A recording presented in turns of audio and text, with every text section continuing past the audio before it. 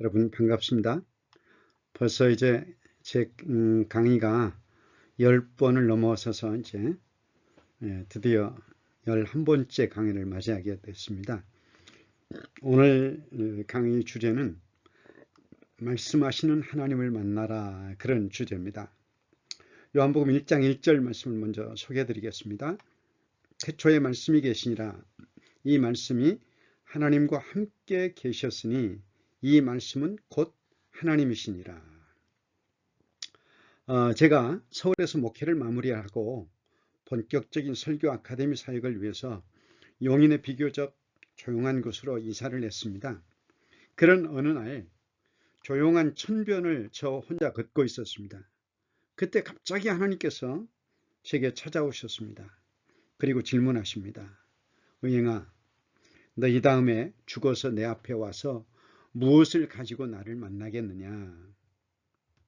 아닌 밤중에 홍두깨식으로 정말 뜬금없는 질문이었습니다. 그래서 순간 주변을 여기저기 이리저리 둘러보았습니다. 앞뒤로 둘러보았습니다. 아무도 없고 저 혼자만 걷고 있었습니다. 그런데 조금 후 다시 말씀하십니다. 의영아, 왜 대답이 없느냐? 내가 한 말에 대해서 대답해야 하지 않느냐? 순간 저는 아무런 대답을 할 수가 없었습니다.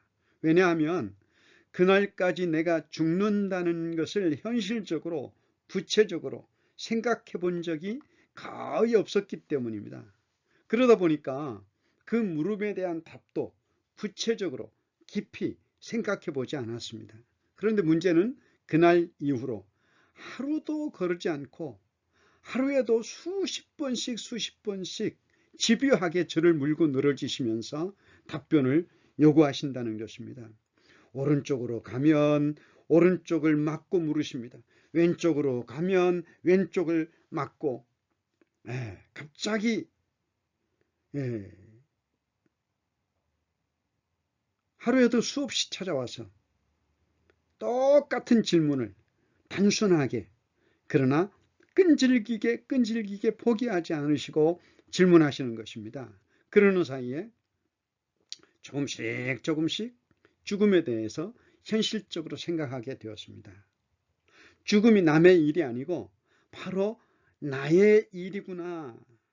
동시에 하나님 앞에서 그동안 숨겨진 저의 모습의 일거수일투족을 마치 CT나 MRI 촬영을 하듯이 샅샅이 살펴보기 시작을 했습니다. 그동안은 모른 척 넘겼던 티끌 같은 죄까지도 놓치지 않고 회개하면서 제 삶을 다시 정리하기 시작했습니다. 제가 여러분에게 무엇을 말하려고 하느냐 하면, 하나님은 과거에 성경 속에서만 말씀하신 하나님이 아니시라는 것입니다. 우리가 구원받고 하나님의 자녀로 사는 데 필요한 진리에 대한 계시는 성경을 통해서 완성이 되었습니다.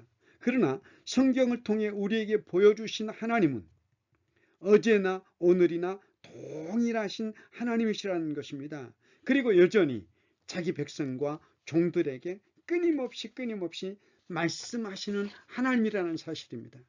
성경의 4대 주제를 우리는 항상 잊지 말고 기억하고 있어야 됩니다.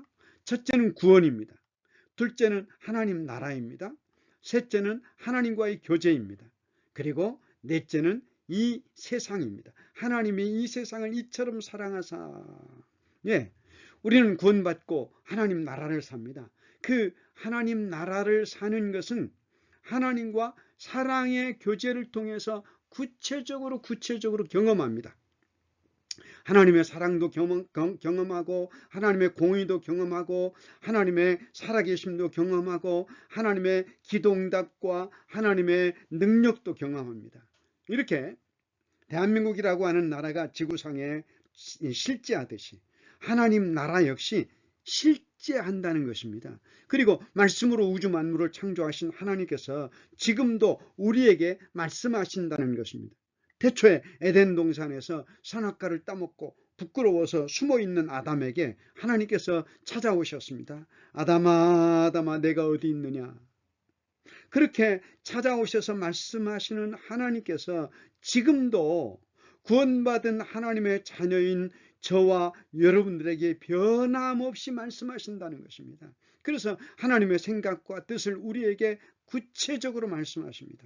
그러므로 설교자는 청중을 향해서 성경 본문을 근거로 하나님의 말씀을 전하기 전에 먼저 자기 자신이 성경 본문을 통해서 설교자 자신에게 말씀하시는 하나님의 음성을 들어야 됩니다. 2000년 전 요한복음을 통해서 말씀하신 하나님께서 오늘 요한복음을 통해서는 어떻게 나에게 말씀하시는지 확실하게 설교자는 먼저 나에게 말씀하시는 하나님을 만나야 됩니다.